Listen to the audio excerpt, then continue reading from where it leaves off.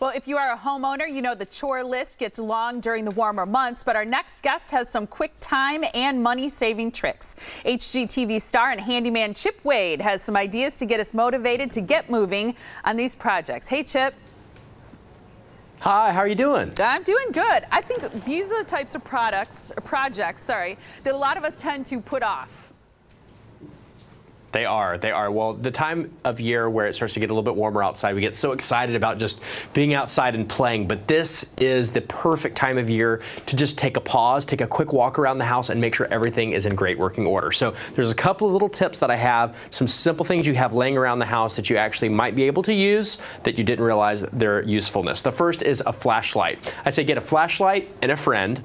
Wait till just after dark and stand on the inside with the flashlight and have the other person on the outside and shine the flashlight around the edges of your doors and windows. If your friend can see any light coming through, that means that you may have a leak. So if air can pass through, so can a bug, right? So what you might need to do is update your weather stripping just a little bit or infill any little holes with some silicone caulk. Again, very, very simple things that you can do, and you probably have this stuff laying around already. The second thing is some simple hedge trimmers. A lot of times the year before, our plants around the house grew a little bit, sent out some sprigs that may be actually overreaching and coming and touching our house. So I actually recommend walking around and cutting all of those branches and shrubs back to at least the width of your shoulders. I like to be able to walk all the way around the foundation without scraping myself up. It also creates a barrier to create a gap between the house and the trees, because those branches that hang over, that's that freeway where bugs and pests, squirrels, chipmunks actually make their way onto the structure itself and then ultimately can get in the house. And we really want to avoid that.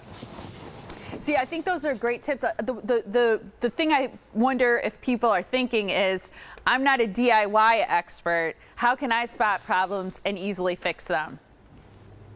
Well, you know, so whether you know what you're looking for or not, technology has really come so far, and it's actually on our side. There's a product out that's now called a thermal imaging camera. This technology used to be so expensive, but now pretty much any homeowner can afford to buy one themselves. It's small, just like this. It kind of looks like a cell phone or a digital camera. And you can actually see, I'm actually waving my hand in front of the lens here.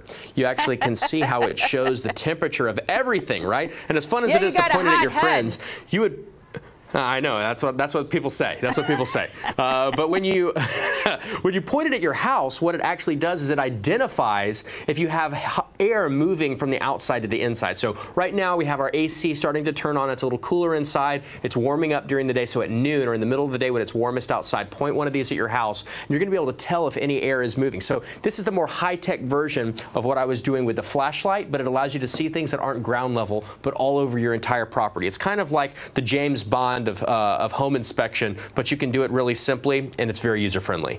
Well, you mentioned windows before, and you mentioned things that are at eye level. Sometimes it's important too to look down at our foundation and what's below our feet for problems too, right?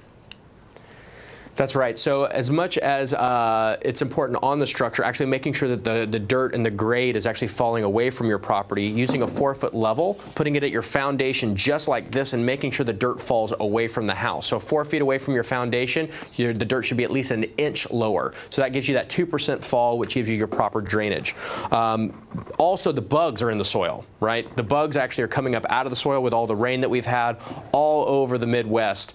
Those bugs are coming up, out, and they're looking for a new home, and we want to actually stop them before they make it into our home. So we're trying to stop them by filling up all the gaps, but inevitably we're not going to fill up all the gaps. So we actually need to come out into the landscape and stop them there.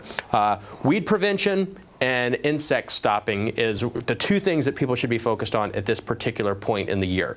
I actually really like a product from Preen. If you're a gardener or a landscaper, you know already that the industry standard in weed prevention is Preen. But now they have a new product out that combines their weed prevention plus ant, flea, and tick control. So with the same type of granule, you go around your landscape beds on top of your mulch, you spread the Preen granules, you water it in. It creates that barrier against weeds for up to 4 months, but while at the same time killing all these listed bugs on contact. So all those little black ants that make their way into our kitchen and into our bathrooms, right? We want to stop those before they get in.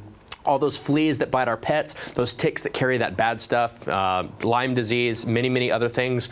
We do not want to have to deal with those. So again, one product that does two things. It's a great first attempt. Thanks so much.